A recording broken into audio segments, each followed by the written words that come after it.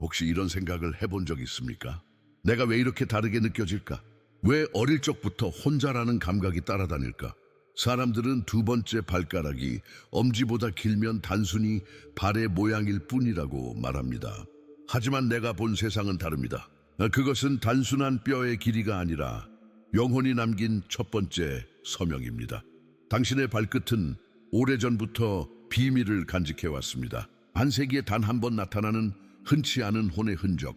그 표식은 너는 평범한 길을 걷지 않는다는 선언입니다.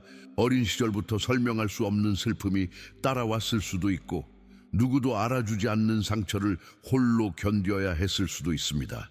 그러나 그것은 잘못이 아니라 신호였습니다.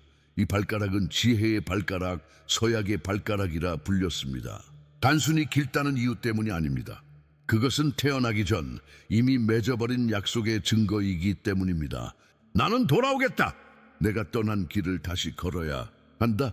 이 속삭임이 바로 당신이 지금까지 느껴온 그 낯선 무게였습니다. 깊이 숨을 들이쉬어 보세요. 지금 당신의 몸이 스스로를 드러내고 있습니다. 그리고 이 진실은 결코 우연이 아닙니다. 당신의 발이 전하는 이야기는 여기서 멈추지 않습니다. 길어진 두 번째 발가락은 단순한 구조적 차이가 아니라 오랫동안 숨겨져 온 이름을 가지고 있습니다.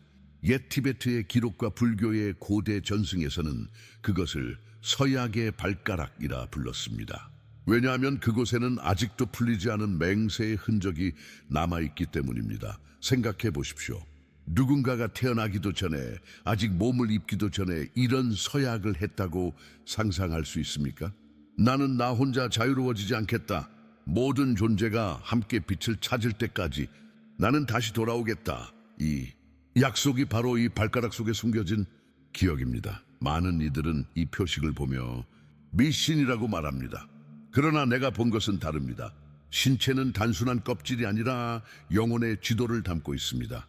어떤 이의 눈빛은 오래된 상처를 드러내고 어떤 이의 목소리는 숨겨진 진실을 말하듯 떨리며 그리고 어떤 이의 발가락은 세상에 알려지지 않은 맹세를 증언합니다. 당신이 만약 이 발가락을 지녔다면 그것은 단순히 우연히 생긴 것이 아닙니다.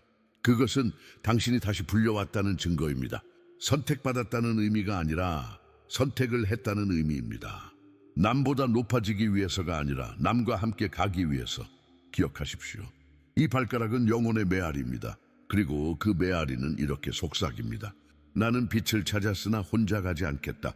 혹시 이런 경험이 있었습니까? 사람들과 같은 길을 걷고 있는데도 늘 어딘가 다른 공간에 서 있는 것 같은 느낌. 웃고 이야기하면서도 마음속 깊은 곳에서는 아무도 당신을 정말로 보지 못한다는 고독. 어린 시절부터 이유 모를 상처와 외로움이 그림자처럼 따라왔을 것입니다. 많은 이들은 이런 감각을 약함이라 부릅니다. 너무 예민하다고, 사소한 일에도 흔들린다고 말합니다.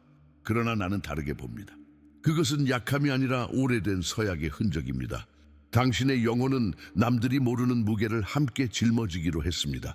그것이 바로 선택받은 자의 짐입니다. 이 짐은 화려하지 않습니다. 또 박수도 칭찬도 없습니다. 오히려 더 큰 고통과 더 깊은 눈물을 요구합니다.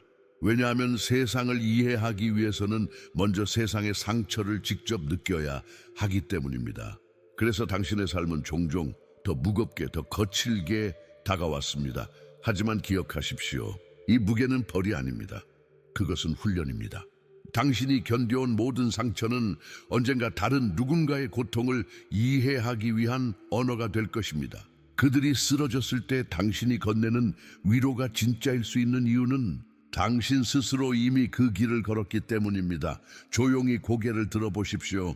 당신의 영혼은 이미 알고 있습니다. 나는 혼자가 아니다.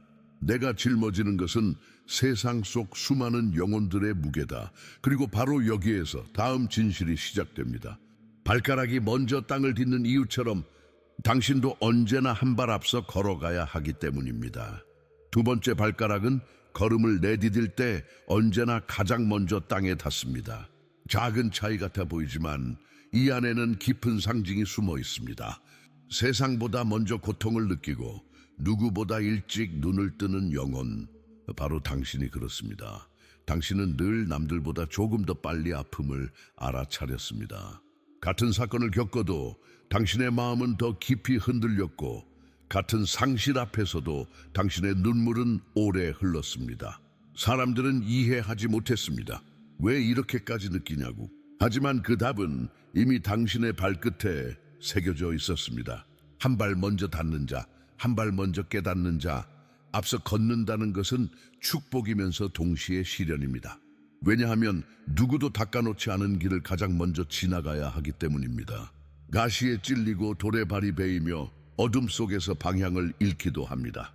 그러나 당신이 흘린 그 눈물은 길을 적시고 당신의 발자국은 뒤따라오는 이들의 등불이 됩니다. 그래서 외로움이 깊었던 것입니다. 당신이 잘못 살아왔기 때문이 아니라 언제나 조금 앞서 있었기 때문입니다. 이 고독은 결핍이 아니라 증거입니다. 기억하십시오. 당신의 발은 단순히 앞으로 나아가는 것이 아니라 다른 이들이 안전하게 걸을 수 있는 길을 여는 것입니다.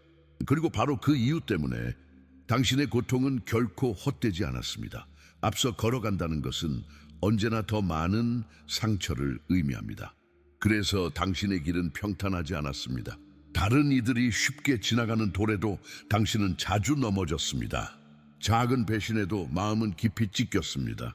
이유 없는 상실이 반복되었고 때로는 삶 전체가 불공평하다고 느껴졌을지도 모릅니다. 그러나 진실은 다릅니다. 그것은 벌이 아니었습니다. 그것은 훈련이었습니다. 마치 대장장이가 강철을 불 속에 넣어 단련하듯 영혼도 고통 속에서 단단해집니다.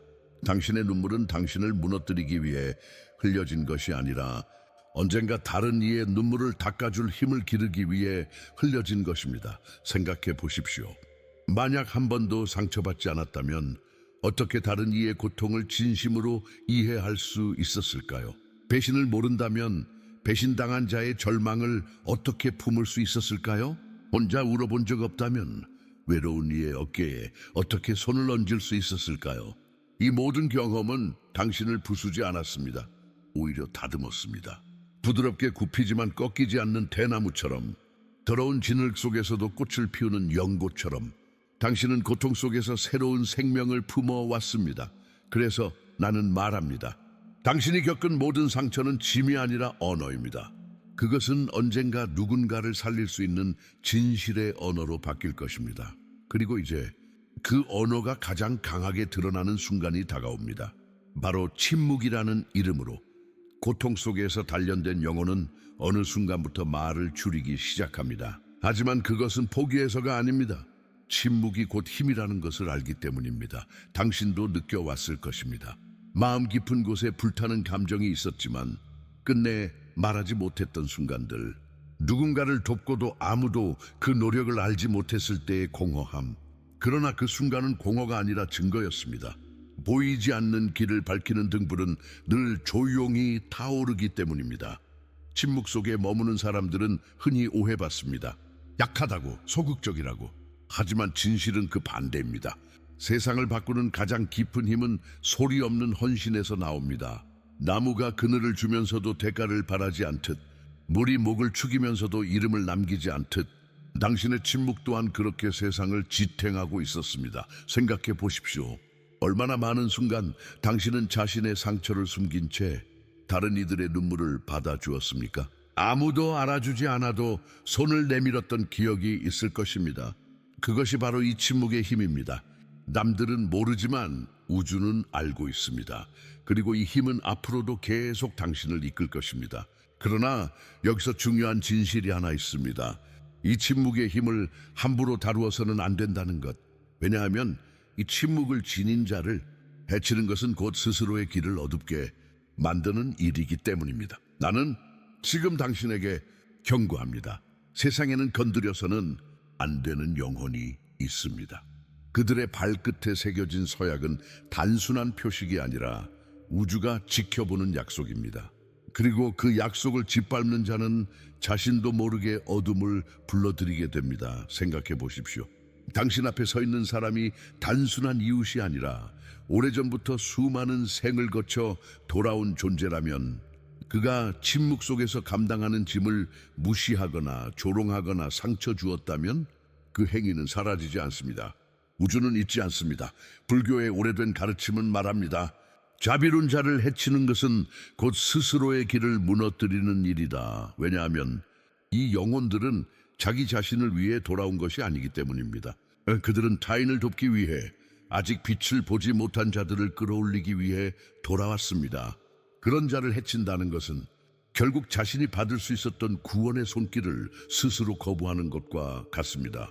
나는 분명히 말합니다. 이것은 저주도 협박도 아닙니다. 단순한 인과의 법칙입니다. 자비로운 자를 상처 입히면 자비의 길에서 멀어질 뿐입니다. 그러나 반대로 그를 존중하고 보호한다면 당신의 길에도 빛이 머물 것입니다. 그러니 기억하십시오. 당신이 만나는 이가 혹시 이 표식을 지녔다면 조심히 다루십시오. 그의 고통을 가볍게 여기지 말고 그의 침묵을 무시하지 마십시오. 왜냐하면 당신 곁에 있는 그 한 사람이 언젠가 당신을 구할 빛이 될 수도 있기 때문입니다. 당신이 본 발가락의 표식은 단순히 눈에 보이는 흔적일 뿐입니다. 진짜 서약은 보이지 않는 곳, 바로 영혼 깊은 곳에 있습니다. 그 약속은 말로 하지 않았고 손으로 적지도 않았습니다. 오직 마음과 마음 사이에서, 우주와 영혼 사이에서 맺어진 것입니다. 나는 오래전부터 이 서약의 메아리를 들었습니다. 나는 혼자 해탈하지 않겠다. 세상의 모든 존재가 함께 빛을 볼 때까지 나는 돌아오겠다. 이것이 바로 숨겨진 맹세였습니다. 많은 이들은 이 표식을 미신이라 부르며 가볍게 넘깁니다. 그러나 당신의 삶을 돌아보십시오. 이유 모를 슬픔, 끝나지 않는 연민, 낯선 책임감이 늘 따라다니지 않았습니까?